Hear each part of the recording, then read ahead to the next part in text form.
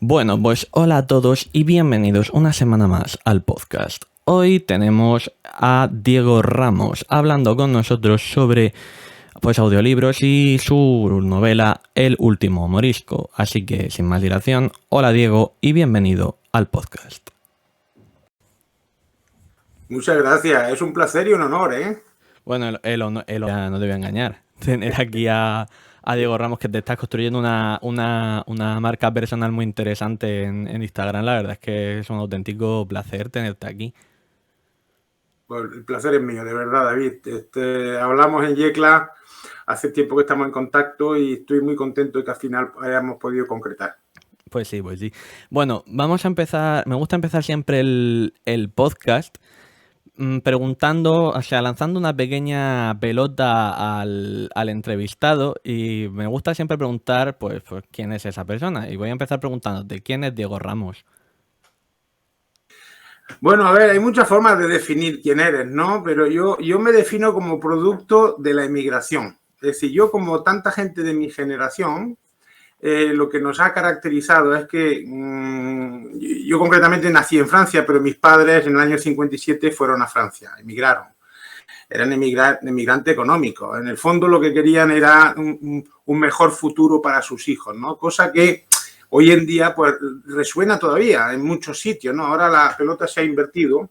Decía de pasar, mándame la pelota, pero en ese sentido de la emigración la pelota parece que se ha invertido y ahora pues recibimos otros inmigrantes, ¿no? Entonces la historia se repite y se renueva, y un poquito el tema de mi novela también, ¿no? Cómo la historia da vuelta y se repite y se renueva. Entonces yo como hijo de la emigración, pues sé lo que es crecer en un país que no es el tuyo.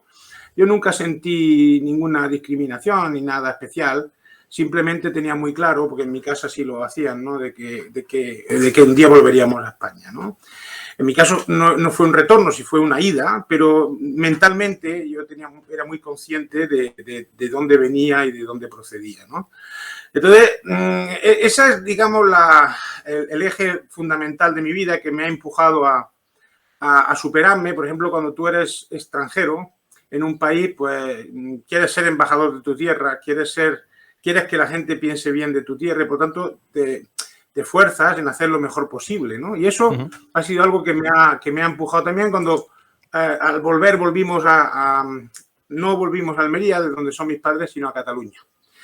El problema es que en el año 70 pues Almería todavía estaba bastante atrasada y entonces decidieron por ir a Cataluña. Allí también pues yo quise ser embajador de mi tierra, ¿no? Que la considero mi tierra. Y de alguna forma eso es lo que me ha motivado a empujar en mi vida profesional, en mi vida académica, y ahora, digamos, en el otoño de mi vida, pues a querer contar cosas que yo creo que son importantes. Y creo que esta novela pues me ha permitido volcar un montón de aprendizajes de mi vida y también contar una historia que ha estado muchos siglos oculta. Pues precisamente eso es lo que te iba a preguntar. ¿Qué es lo que te hizo que escribieras El último morisco? Me encanta la pregunta porque a mí me dicen muchos amigos míos, dicen, tú no has escrito una historia, sino que la historia te ha encontrado a ti y te ha utilizado para que la escribas, ¿no? Yo hace unos 12 años estaba aquello de la crisis de los 50, ¿no? Y preguntándote quién eres, de dónde vienes. A ti te falta un poquito, pero tranquilo que te llegará. Un Y además, poquillo no te todavía. asustes, que es muy placentero, es muy interesante. A algunos le da por comprarse un cabriolet y ponerse chaquetas rojas. A mí me dio por preguntarme de dónde vengo, dónde voy y me puse a investigar la genealogía. Yo tuve la gran suerte que en el pueblo de mi padre, que es Sorbas, de Almería, y el de mi madre, que es Lubrín, las parroquias, los archivos parroquiales estaban intactos. Es decir, yo encontré libros del 1590, con lo cual me pude remontar muchísimo en mi árbol genealógico. Y cuando iba haciendo el árbol genealógico me encontré con un fenómeno muy raro. O sea, tú cuando tú subes una generación, el número de antepasados se duplica. Es decir, tú tienes dos padres, 4 abuelos, 8 tatarabuelos, etcétera, ¿no? Y cuando iba subiendo ya por el 1600 y pico, me di cuenta que los abuelos ya no se iban multiplicando. Entonces, yo no entendía muy bien qué pasaba con eso. ¿Por qué por qué no se iban multiplicando los abuelos, sino que al contrario se iban reduciendo. Entonces, investigando, preguntando a los viejos del lugar, al final acabé en un grupo que hay un grupo de inquietud cultural en el pueblo que se llama Asociación de Amigos de Sorbas, que publica una revista que todavía se edita. Y en esa revista me di cuenta de que en Sorbas y también en Lubrín, que los dos eran pueblos del Marqués del Carpio, en 1571, después de la Guerra de las Alpujarras, expulsaron a todos los habitantes del pueblo y se los llevaron al Carpio, en la provincia de Córdoba, ¿no? Yo me quedé alucinado, porque imagínate hoy coger un pueblo en el que el 97% eran moriscos, cogerlos y expulsarlos, o sea, desposeerlos de sus bienes, de sus raíces, y llevártelos a otro sitio. Y yo dije, pero esta historia es increíble, ¿no? Entonces, hablando con los abueletes así sentados a las puertas de las casas, les preguntaba, pero ¿ustedes saben que aquí este pueblo quedó deshabitado durante casi una década, entre 1570 y 1580? No, nosotros no sabemos que se fueron los moros, que vinieron la gente del norte a repoblar esto, pero de esto no sabíamos nada. Es decir, se conoce bastante a nivel académico este hecho, ¿no? Pero no ha trascendido a la población. A nivel de población se conoce también bastante la expulsión de los judíos, la expulsión de los moriscos en 1609, pero no se conoce lo que pasó en 1570, que es que se les sacó de sus casas y se les llevó primero a otras partes de Castilla, ¿eh? Con un intento de integración o de desintegración de su cultura, ¿no? Que fracasó, o así lo entendieron los poderosos de esa época, o Felipe III, y que entonces decidió la expulsión definitiva al norte de África, ¿no? Entonces, yo dije, esta historia hay que contarla, esto es una historia espectacular. No ya la guerra de las Alpujarras, que para mí es la primera guerra civil. La primera guerra civil española para mí es la guerra de las Alpujarras. Digo primera guerra civil porque es donde se matan civiles con civiles, ¿no? Son gente que de un bando y del otro, y que son españoles, porque los moriscos, esto también está muy mal entendido, no eran árabes, eran gente que vivía en la península ibérica, que en algún momento se hicieron musulmanes porque les convenía, y que luego más tarde se hicieron católicos porque les obligaron. Pero, digamos, étnicamente la gran mayoría, yo diría el 85%, eran de origen, pues, los que fueron invadidos por los romanos, luego por los cartagineses, por los godos, porque normalmente el invasor lo que hace es dejar la población que trabaja para explotarla. Entonces, claro, no la erradica, ¿no? Entonces están siempre ahí los mismos. Yo digo siempre, el que está con el pico y la pala es siempre el mismo. Cambian los gobernantes, cambia el color de los sombreros, pero el que está rascando tierra, el que está cuidando las cabras en la montaña, siempre más o menos es el mismo, ¿no? Entonces, esa tremenda injusticia, yo digo, esto hay que contarlo y se tiene que saber. Pues muy interesante el planteamiento de por qué. Pero ahora vamos con el formato en cómo lo publicaste, porque fue autopublicado. ¿Por qué razón decidiste hacerlo así? Mira, yo, si te soy sincero, la primera vez, es que primero, porque cualquier autor lo que quiere es editar en una casa editorial, pues piensa en Planeta y todo esto, grupos así, ¿no? Entonces mandas tu manuscrito. Y me tropecé con yo creo que una práctica que es muy de otro tiempo. Es decir, las casas de editoriales no se toman ni siquiera la molestia en contestarte. Si yo soy una persona que creo que la forma y la educación, a mí de pequeñito me han enseñado, cuando entres en una habitación, saludas, y cuando te vas, te despides, ¿no? Entonces, mandar tu manuscrito de 500 páginas a una editorial, un manuscrito al que tú has dedicado 10 años de tu vida, y que ni siquiera te acusen recibo, sino que y además no lo mandas a todas las editoriales, la mandas a las editoriales que ya en su web ves que están dispuestos a abrir a recibir manuscritos y que te dan la dirección para mandar los mensajes y te expliquen exactamente cómo lo tienes que mandar, o sea, cómo va el manuscrito, cómo va la carta de presentación y tal.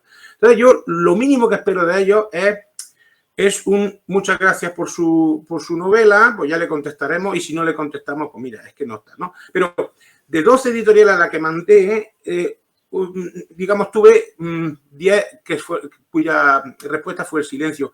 Y eso me hizo pensar cuál es la actitud, esa falta de respeto hacia los autores no es correcta. Si yo no me meto en negocios con gente que no me respeta, ni que yo respeto. Entonces, estuve mirando a ver lo de la autoedición y la verdad es que hablé con gente que estaba muy contentos con la autoedición, en la que tú controlas tu marketing, tú controlas tus ventas, tú sabes cada día lo que has vendido, lo que no has vendido. Y controlas también pues el título, la portada. O sea, yo me he tropezado con alguna editorial que he oído algún concurso en el que no he aplicado el concurso porque decían, si tú ganas el concurso, luego la editorial tendrá el derecho de decidir el título y decidir la portada. Y digo, hombre, a ver, que tengan derecho a decir su opinión, vale, pero que yo no pueda decir cuál es el título de la novela en la que he invertido 10 años de investigación, pues me parece muy mal, ¿no? Entonces, llegó un punto en el que ya estaba preparado si me llegaba alguna respuesta positiva de una editorial, a decirles que lo sentía que iba a hacer autoedición.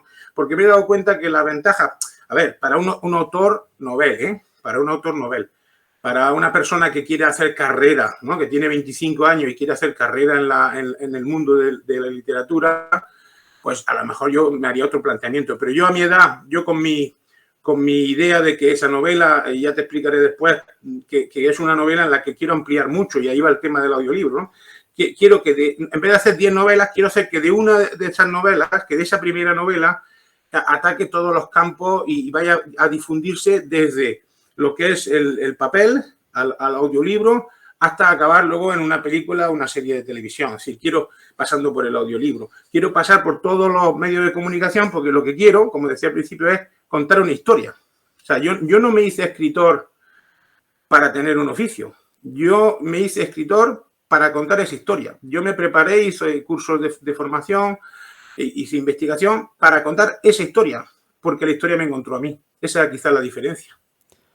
Pues, a ver, estoy de acuerdo contigo en que hay ciertos grupos editoriales que un poco maltratan al autor y que pasan de ellos a niveles insospechados. Por eso, pues me parece muy inteligente tu planteamiento de irse por la autopublicación, porque si de verdad quieres contar la historia, como ha sido tu caso, yo creo que más vale pájaro en mano que ciento volando. Exacto. Y si el pájaro vuela, pues mejor. Exactamente. Bueno, vamos al planteamiento. Has decidido darle voz a tus personajes a través de la voz de un narrador en un formato del libro. ¿De qué manera te planteaste este proceso? Bueno, esto, a ver, es que en todo lo que está ligado a esta novela no te lo planteas, te encuentras en un cruce de camino y dices, ¿para dónde voy? ¿No? O sea, yo me encontré con bastante gente mayor quizá, ¿no? Que decía, ¡ay, qué pena que no puedo leer tu novela porque tengo mal la vista y no puedo concentrarme y no puedo leer una página, pero... Y entonces, mi primer acercamiento al audiolibro fue, voy a poner a disposición de la gente que tiene dificultades de salud, dificultades de visión, el poder disfrutar de esta historia, porque se lo merece. Entonces, en el momento en que yo empecé a poder invertir algo de dinero, pues dije, voy a invertir todo el dinero que genere con el libro, lo voy a invertir a ampliar la difusión. O sea, primero, me planteé, antes de incluso del audiolibro, me planteé la traducción al francés. Te explicaré el porqué de la traducción al francés y no a otra lengua, como el inglés, por ejemplo, que es más, tiene más difusión. Primero al francés, luego al inglés y luego salió del audiolibro. Luego ha resultado que hemos sido más rápidos en hacer el audiolibro que en hacer las traducciones. El audiolibro salió el día 15 de junio, o sea, hace 4 días, sí, y las traducciones van a salir a final de año. Entonces, hemos ido mucho más rápido con el audiolibro. Eso no tiene que hacerte pensar que es fácil hacer un audiolibro. Un audiolibro es tremendamente complicado, ¿no? Es muy farragoso, es muy difícil. Pero la motivación principal fue esa, fue cómo hago llegar yo a gente que no puede leer mi novela, ¿no? Gente de mi familia, gente conocida, que decía, qué pena, ¿no? Pero luego, a medida que he estado metiéndome en este mundillo, me he dado cuenta de que los audiolibros, quien lee los audiolibros no son las personas que tienen dificultades de visión, son la juventud, la gente que va en tren o se van al gimnasio y escuchan, mucha gente que está acostumbrada a los podcasts, ¿no? Que ya están acostumbrados a escuchar y disfrutan de la escucha y permite hacer otra cosa al mismo tiempo. Entonces, A lo mejor no tienen tiempo para sentarse media hora en un sillón por la noche y además están agotados, pero cuando van en el metro hacia el centro de la ciudad, pues ahí tienen 20 minutillos y nos aprovechan escuchando la lectura, ¿no? Entonces, ahí me he descubierto ese mundo que yo desconocía, pues yo soy de los lectores duros de papel, o sea, yo leo en papel y además arrugo el libro, lo doblo, lo maltrato, lo marco, hago anotaciones, etcétera, etcétera, ¿no? Entonces, pero me he dado cuenta que hay un mundo ahí que yo desconocía y que es un mundo que además va doblándose cada año se va doblando el volumen de publicaciones en audiolibros. No sé si te he contestado la pregunta. Sí, me la has contestado perfectamente. Por te pregunto por el planteamiento de de qué manera decidiste hacerlo y me has respondido, vamos, a la perfección. Si yo fuese un escritor independiente, ¿de qué manera me tengo que plantear? ¿Por dónde tengo que empezar? Bueno, a ver, yo te voy a contar lo que yo hice, pero hay otras maneras, ¿no? O sea, yo desde que empecé a escribir la novela, a pesar de que yo autoedité, no lo hice por motivos de ahorro de dinero. Es decir, yo me gasté en la edición de papel y de audiolibro, yo contacté a un editor. O sea, yo hice el mismo proceso que hace una editorial. Tuvo un editor, que es un señor que edita libros, ¿no? Que lo hizo en plan freelance, o no sé cómo se dice freelance en español, sería en plan autónomo, ¿no? Sí. En plan autónomo, que él tiene además una editorial, pero él, digamos, me hizo lo que es el trabajo de corrección. Hice 2 correcciones ortotipográficas, hice informe de lectura, tuve una batería de lectores beta, es decir, tuve un diseñador, Pedro Viejo, que es un fenómeno del diseño de portada de libros, que me hizo la portada. Tuve una historiadora y arabista, que es Mabel Villagra, que hizo un informe de 72 páginas relativo a los errores, anacronismos, errores en arabismos que hay es decir, para pulir el aspecto histórico. Es decir, que no escatimé un euro en que la calidad de la novela fuera, digamos, al máximo nivel. ¿Bien? O sea, tanto desde el punto de vista literario como desde el punto de vista de rigurosidad histórica como desde el punto de vista digamos, de edición de lo que es el libro. Entonces, con el audiolibro no podía hacer otra cosa. O sea, tenía que buscar a alguien que fuera capaz de narrar esto de la mejor forma posible. Hay gente que decide narrar el libro ellos mismos, es decir, y entiendo que si tú, por ejemplo, tienes un libro de autoayuda y además si tú tienes un nombre en la autoayuda, pues es casi, el lector casi espera que seas tú el que narre el libro, ¿no? Pero en una novela histórica yo creo que se necesita un narrador profesional. Por lo tanto, yo estuve buscando empresas que se dedican, y en España encontré una muy buena que se llama All Voices, que ellos se dedican a todo lo que sea narraciones, doblajes, etcétera. Es decir, tienen un plantel de expertos, de artistas, con toda una gama de voces y de tonos, ¿no? Y entonces ellos primero estudiaron el libro, leyeron el libro, ¿qué es lo que decimos? Las cosas a veces parecen caras, pero es que tienen mucho trabajo detrás, ¿no? Claro. Que se pueden hacer las cosas de forma económica o se pueden hacer las cosas bien hechas. Yo opté por las cosas bien hechas. Entonces, All Voice lo que hizo, después de tener varios contactos con ellos, de explicarle un poco lo que andábamos buscando, qué es lo que queríamos, ellos me propusieron varios, de todos los, digamos, los narradores que ellos tienen, me propusieron una batería de unos cuantos. Y me dijeron, mira, escúchalo a ver qué, porque les mandé una muestra de texto y el narrador leyó el texto, ¿no? Y entonces ahí yo tuve que elegir cuál de los narradores era el que yo elegía, ¿no? La verdad es que fue difícil porque eran todos profesionales, era gente muy buena, pero yo me decidí por el que yo pensaba que tenía el tono más adecuado a la hora de narrar el relato, que es un relato histórico. O sea, no es lo mismo narrar, por ejemplo, un relato que es de ciencia ficción o policíaco o histórico. Entonces, elegí a Antonio Abenójar, que es un señor que está muy establecido digamos, en ese mundo, y que fue capaz de coger ese tono adecuado, fue muy bueno en no pasarse de interpretación. Aquí uno de los peligros que hay es que tú te pases interpretando, porque el narrador es un narrador único, es decir, él él hace la narración, hace de narrador, hace los diferentes personajes, pero sin estridencia. Es decir, cuando hay una señora que habla, él no se pone a hablar no intenta hacer creer que es una mujer, sino que simplemente marca el personaje, lo marca con algún tipo de característica muy sutil, sin que llegue al lector o al que escucha a darse cuenta que está leyendo, sino que él le da mucha vida a la acción y es capaz también de diferenciar lo que son los personajes de lo que es el narrador. Yo creo que hizo un trabajo espectacular.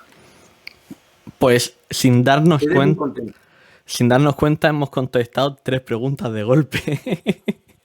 Ya. Bueno, no, pero perfecto, porque así no te las he tenido ni que formular.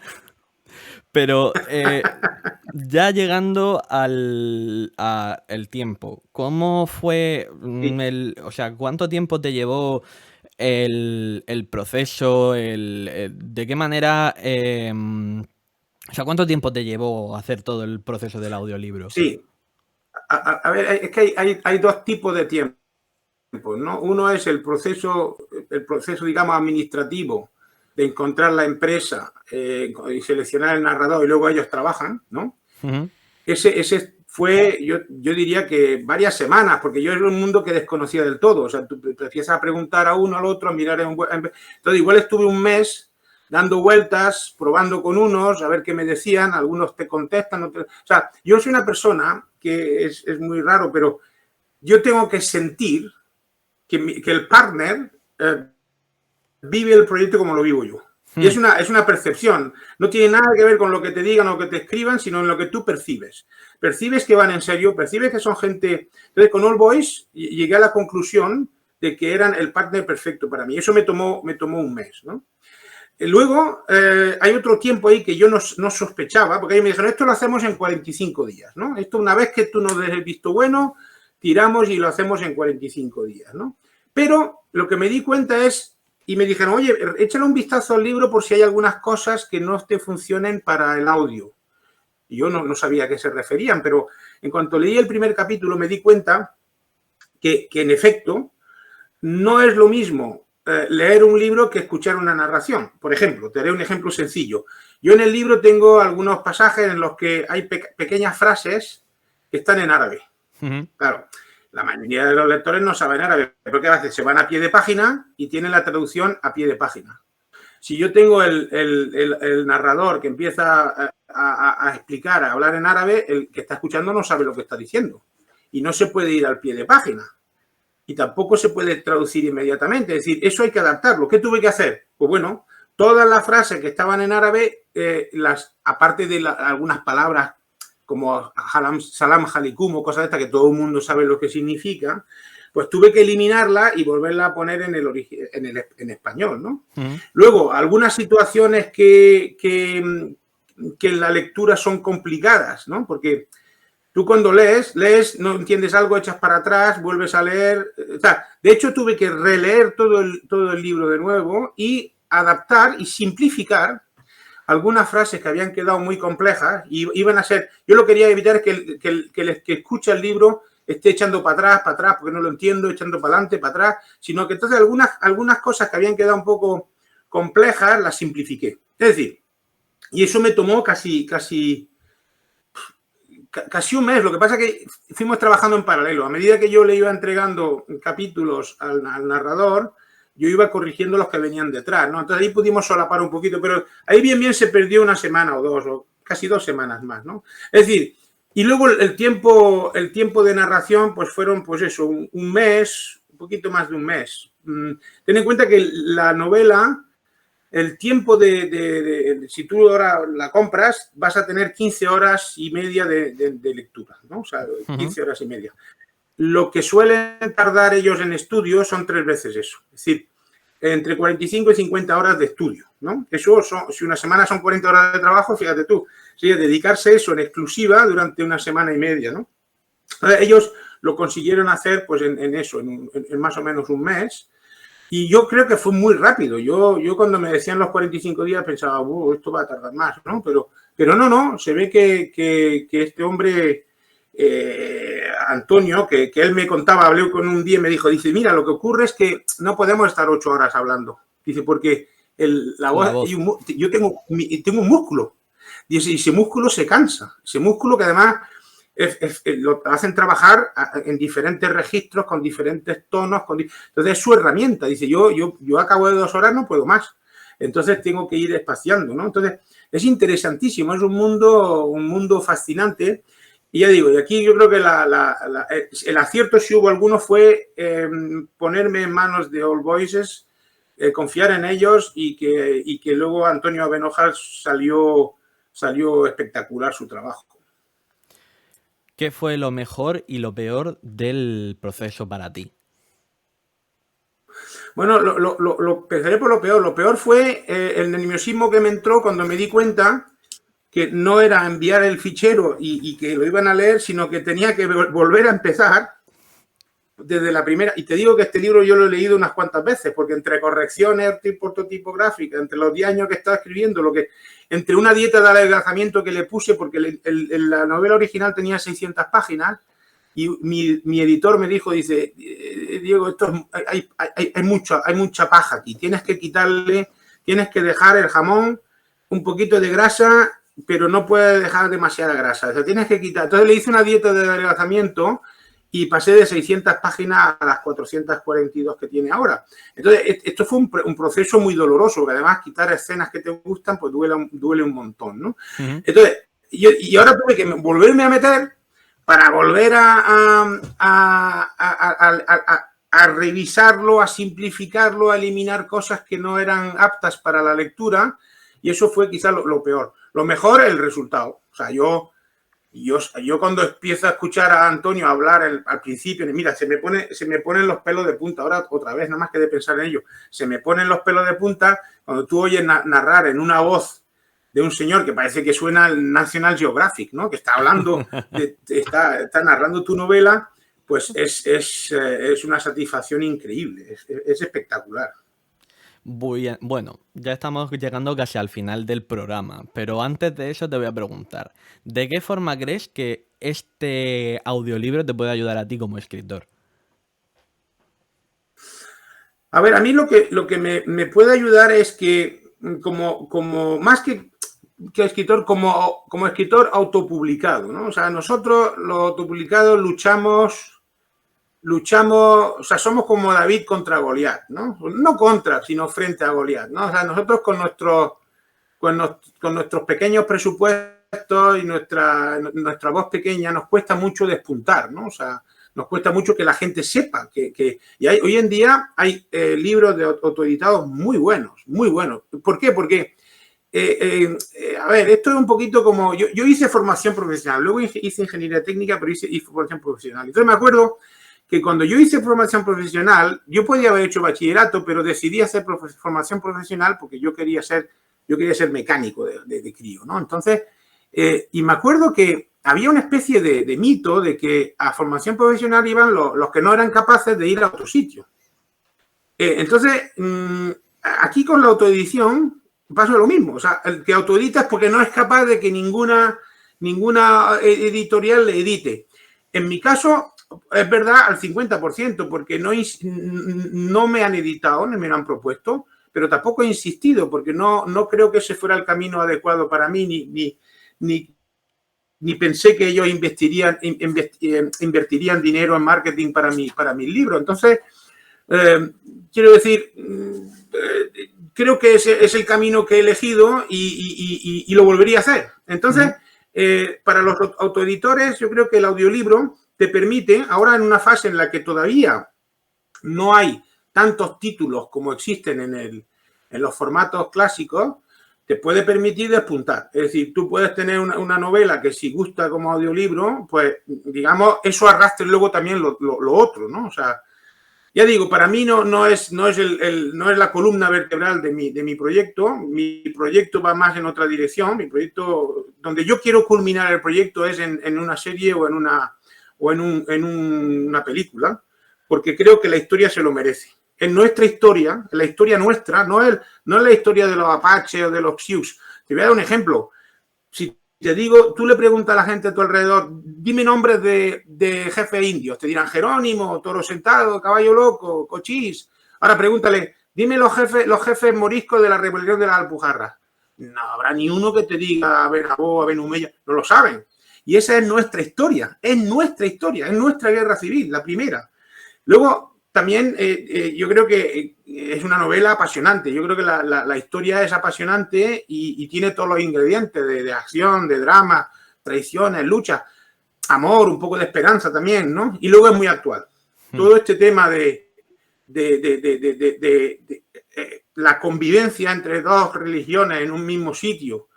En Europa, pues se está hablando mucho de eso y entonces yo siempre me pregunto, ¿está la historia condenada a repetirse una y otra vez? Es que lamentablemente no aprendemos de la historia. Entonces creo que está de tremenda actualidad y creo que valdría la pena, que es mi objetivo, difundirlo al máximo posible. Y la mejor forma de difusión hoy en día es la serie o la película. Y seguro que llegas a ello, seguro. Bueno, yo soy un hombre que tiene los pies en el suelo y la cabeza en las estrellas. Y yo te soy franco también, David. A veces cuando cuento esto, ve la gente a la que se la cuenta, como los ojos lo hacen chiribita, y yo leo en sus ojos como que dicen, este se ha fumado aquí algo, o sea, se ha pegado un desayuno aquí de cazalla.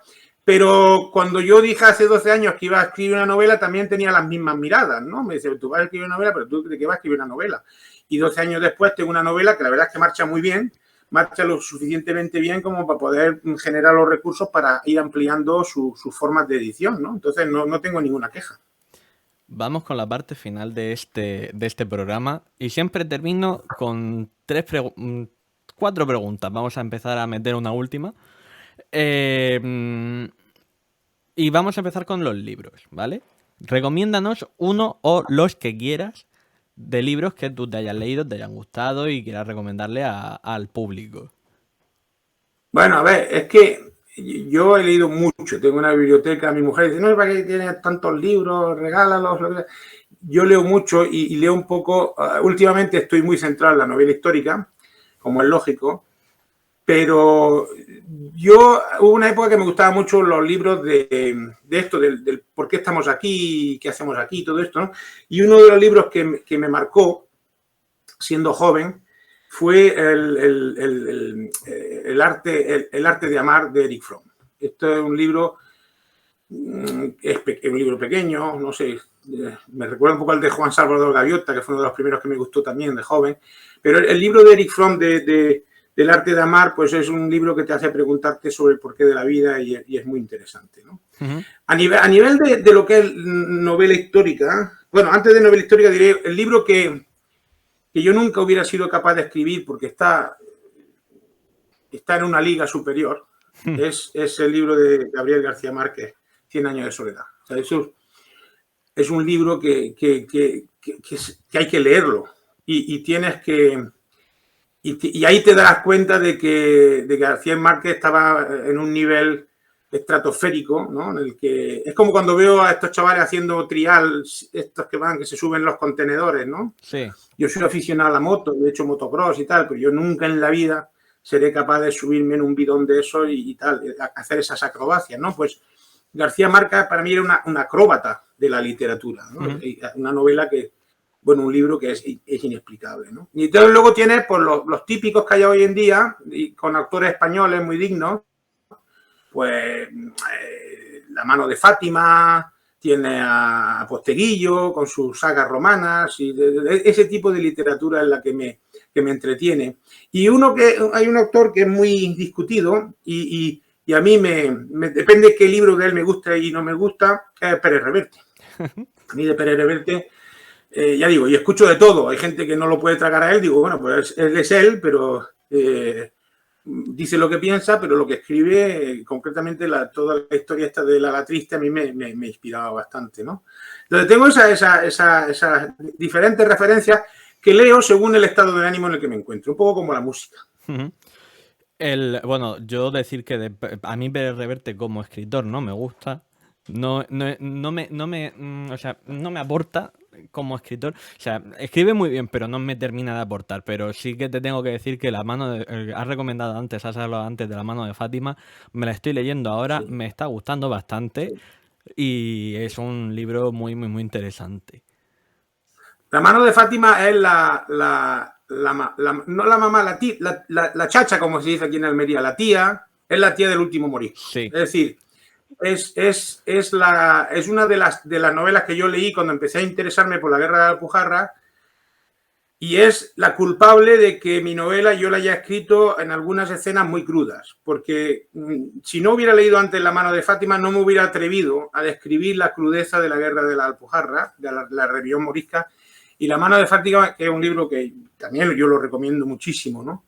Es tremendamente crudo, como fue la guerra, como fue la época aquella, que fue una época muy difícil y que creo que no puede ser que no la contemos esa historia, ¿no? Entonces, es un librazo. estoy de acuerdo contigo que no se puede no contar la rebelión de las Alpujarras. Ahora te voy a dejar que seas creativo y que me hagas la pregunta que te dé la gana. Pues mira, te voy a hacer una pregunta que me sale espontáneamente, ¿no? Hmm. ¿Por qué ese interés que has tenido en concretamente hablar de audiolibros y hablar del último morisco con Diego Ramos? Pues mira, vamos a empezar por los audiolibros. Los audiolibros es un plano que me interesa mucho desde hace bastante tiempo, porque es un ámbito que está creciendo tanto últimamente que a mí se me están encendiendo bombillitas y digo, es que es muy interesante porque cada vez más gente... Yo soy consumidor de audiolibros, por ejemplo. Me gusta también mucho leer en papel, pero en audiolibro también es muy interesante. Entonces por eso me decanté por escuchar por los audiolibros. ¿Y por qué contigo? Pues porque eres la persona más accesible que conozco, que haya... No, no, no, además de verdad, que te veo un tío súper majo y eres la primera persona que está hablando de audiolibros, o sea, que ha querido venir a este podcast a hablar de audiolibros, un proceso que es, además, por la información que hay en la red, muy oscuro, muy, muy, bueno, por lo que he podido informarme yo, porque, a ver, yo algún día publicaré y también me gustaría que mi Sí, sí. libro esté en audio. Entonces, pues, me interesa saber cómo es ese mundo por dentro. Y el primero en la saga eres tú, pero habrá más personas que se dediquen al mundo este. Sí. Estoy convencido. Es verdad, a mí me costó, fui como abriéndome paso con un machete por medio de la selva, porque hay mucho, como en todos los sitios, hay mucho cantamañanas también, ¿no? Y claro, yo quizá lo que me ayudó fue esa búsqueda de decir, no, vamos a intentar hacerlo con la máxima calidad, ¿no?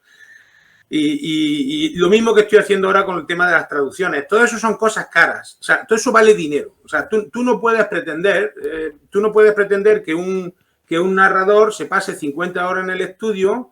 A ver, si tú vas al mecánico que te arregle en el coche, te va a cobrar 45 o 50 horas euros a la hora, ¿no? Multiplica eso por las horas de estudio y luego el estudio que hay que alquilarlo. Esas cosas son caras, ¿no? Entonces, yo en mi caso concreto nunca fue un tema de decir, oh, voy a maximizar la rentabilidad. Yo sé que esto no es un negocio, toda esta novela mía es un capricho, es contar una historia y mira, si al final me quedo como estaba, pues contento, ¿no? Pero lo hago, digamos, casi por amor al arte, ¿no? O por amor al arte, porque, digamos, concretamente, por el arte de escribir, ¿no? Y por la comunicación. Entonces, hay bastante opacidad y lo que me temo es que va a haber bastante gente que va a caer eso, va a caer en las redes de gente que te quiere hacer las cosas rápidas y baratas y que a lo mejor el resultado luego no es de la calidad que necesitas. O sea, estoy a tu disposición para cualquier pregunta que tú puedas tener en el futuro y si puedo ayudar en algo, pues a los que quieran tirar para adelante, pues estoy ahí a disposición. Cuento, por supuestísimo, con ello. Además de esto, tenemos o sea, siempre es muy típico en este podcast. Es que tenía otra programación antes, pero hubo una serie de cambios, entonces pues he tenido que... No he podido dejarte la pregunta de la invitada anterior porque fue súper dirigida. Si no, sí que te la hubiese dejado. En este caso, yo siempre en este programa, el invitado anterior le deja una pregunta al invitado siguiente. Y en este caso te toca a ti dejarle una pregunta a la siguiente invitada, que es Natalia de Marketing para Escritores. Es una página que acaba de surgir en Instagram súper interesante y que quiero preguntarle pues cositas sobre marca personal, aparte del autor y tal. Entonces, pues... Ella se dedica al marketing, ¿no? Para escritores. Sí, es como Vivian. Vale, como Vivian Gabasa. Muy Sí. bien. Mira, Vivian trabajó conmigo en la publicidad Lo sé, del último Morisco. precisamente hablé con ella. Espectacular, Vivian es espectacular. A ver, la pregunta que le haría es sobre marca personal concretamente. Mi marca personal es, yo me he hecho escritor para escribir esta novela. Es decir, y cuando me preguntan cuál va a ser tu próxima novela, suelo decir, no voy a volver a escribir una novela. Yo soy hombre de una mujer y soy un hombre de una novela. Y esa novela es El último morisco. Entonces, lo que voy a hacer es ampliarla al máximo y mirar de alcanzar el máximo posible de gente con esa novela a través de los diferentes medios, ¿no? Entonces, la pregunta es si ella cree que esa es una buena estrategia o es una estrategia equivocada, porque hay gente que te podría decir, hombre, si tú normalmente se vende un libro, pero el que se vende de verdad es el segundo o el tercero, así tú te formas una lista de gente que te siguen y te compran tus libros, ¿no? Cuando yo digo abiertamente y sin tapujos que esta será mi primera y mi última novela, y no lo digo con acritud, lo digo porque ese fue el objetivo principal, ¿no? Ahora, eso sí, el tiempo y mi esfuerzo lo voy a dedicar a mirar de hacer pues un audiolibro o una película o una serie, ¿no? ¿Qué piensa ella de esa estrategia? Si es errónea, como podría ser muy bien que fuera una estrategia totalmente equivocada, o si es una buena estrategia. Esa podría ser la pregunta. Pues me la dejo apuntada. No sé si te gusta. No, me gusta mucho, me gusta mucho. Me la dejo apuntada para el próximo, para su episodio. Y ya, pues por último, aquí los invitados no se escapan sin cerrar el podcast como ellos quieran. O sea que la cámara es tuya, el micro es tuyo, todo tuyo, Diego. Bueno, pues muchísimas gracias, David. La verdad es que ha sido un placer. Al principio decía que era un placer, pero era más el honor que el placer. Ahora sé que es un placer, porque me lo he pasado muy bien. Me ha gustado muchísimo. Yo creo que las preguntas son muy interesantes, muy adecuadas. Y para acabar, pues yo quisiera pues, hacer un poquito de marketing, ¿no? Como soy autopublicado, pues tengo que hacer mi marketing. Y mi marketing es que El último morisco es una historia que tú no te puedes perder. O sea, el lector no se la puede perder. ¿Por qué? ¿Por qué no se la puede perder? Creo porque es nuestra historia, es la historia nuestra, ¿no? O sea, para los que no sean del sur, que sepan también que hay una parte, una trama de la novela que se sitúa en Cataluña y por lo tanto hay un tema interesante ahí de los repobladores que vinieron del norte y que puede ser interesante, ¿no? Luego creo que está escrita de forma decente, he puesto todos los recursos para que sea decente y hacerla, digamos, apasionada. He metido mucha pasión ahí, creo que tiene todos los ingredientes, como decía, ¿no?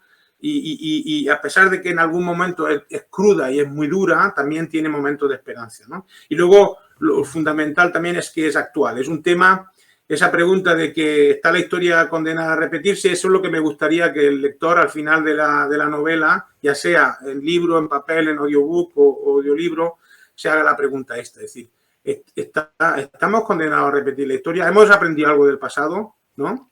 Esos serían los puntos más fundamentales que me gustaría que los lectores reflexionaran sobre ello.